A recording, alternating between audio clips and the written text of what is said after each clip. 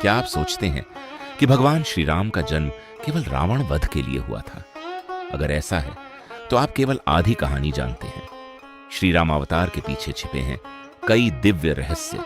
एक भक्त को दिया गया हजारों वर्षों पुराना वचन, नारद मुनि का श्राप, पृथ्वी माता की करुण पुकार, जय और विजय के श्राप का परिणाम और देवताओं की प्रार्थना।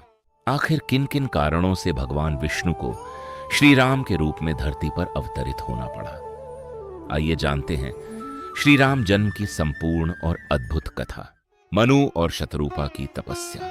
सृष्टि के प्रथम मानव और प्रथम राजा माने जाने वाले स्वयंभू मनु और उनकी पत्नी शतरूपा के पास वैभव, सम्मान और सुख सुविधाओं की कोई कमी नहीं थी। फिर भी उनके मन में एक ही इच्छा थी, स्वयं भगवान को अपने पुत्र के रूप में पाने की। राजपाट त्याग कर दोनों वन में चले गए और वर्षों तक कठोर तपस्या करने लगे।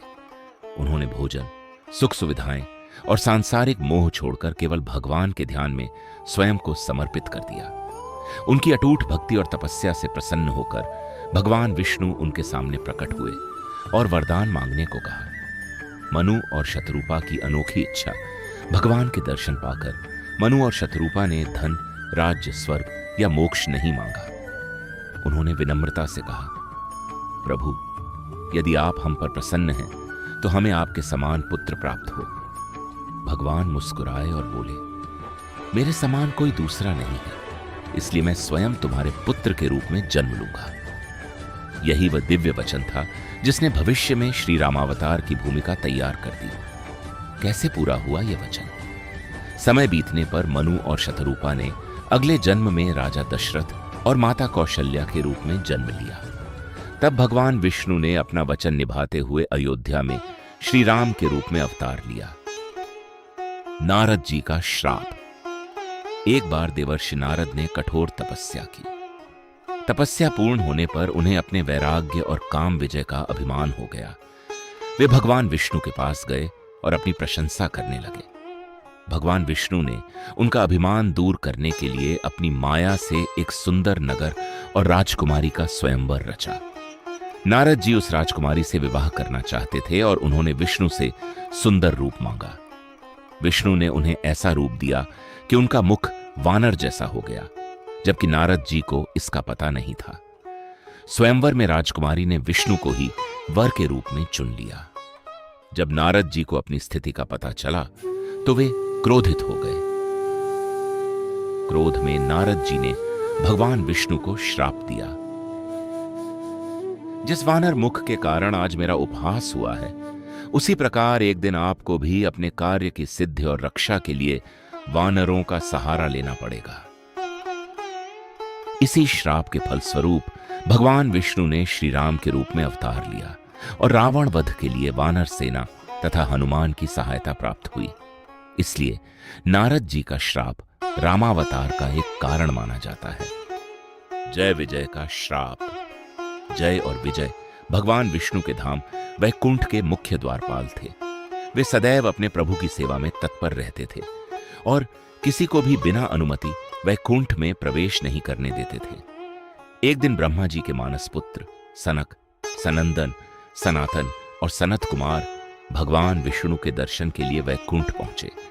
बालक स्वरूप में होने के कारण जय और विजय उन्हें पहचान नहीं सके और उन्होंने उन्हें द्वार पर रोक दिया।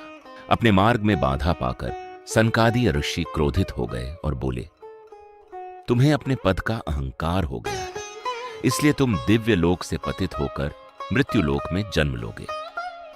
श्राप सुनकर जय और विजय को अपनी भूल का एहसास हुआ। उन्होंने महर्षि से क्षमा मांगी, लेकिन दिया गया श्राप वापस नहीं लिया जा सकता था। उसी समय भगवान विष्णु प्रकट हुए और उन्होंने अपने द्वारपालों को 2 विकल्प दिए। 7 जन्म तक भगवान के भक्त बनकर पृथ्वी पर जन्म लो, या 3 जन्म तक भगवान के शत्रु बनकर जन्म लो और फिर वापस वैकुंठ लौट आओ। अपने प्रभु से शीघ्र मिलने की इच्छा से जय और विजय ने 3 जन्म शत्रु रूप में लेने का मार्ग चुना। 3 जन्मों की कथा। पहले जन्म में जय और विजय ने हिरण्याक्ष और हिरण्यकशिपु के रूप में जन्म लिया। हिरण्याक्ष का वध भगवान वराह अवतार ने किया। हिरण्यकशिपु का अंत भगवान नृसिंह अवतार के हाथों हुआ। दूसरे जन्म में जय और विजय ने रावण और कुंभकर्ण के रूप में जन्म लिया। रावण अत्यंत शक्तिशाली और विद्वान होने के बावजूद अहंकार में डूब गया। कुंभकर्ण भी महान बलशाली था।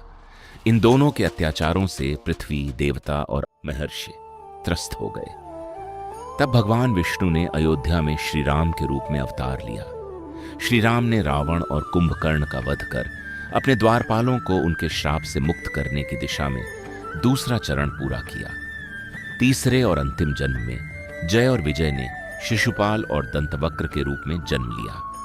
उनका वध भगवान श्री कृष्ण ने किया और इसके साथ ही उनका श्राप समाप्त हो गया।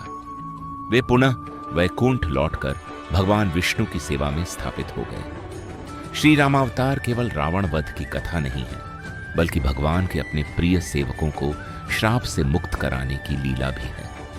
जय और विजय का पतन, रावण और कुंभकर्ण का जन्म और अंततः श्री राम के हाथों उनका उद्धार, यह सब इस बात का प्रमाण है कि भगवान की हर लीला के पीछे करुणा, न्याय और एक गहरा दिव्य उद्देश्य छिपा होता है।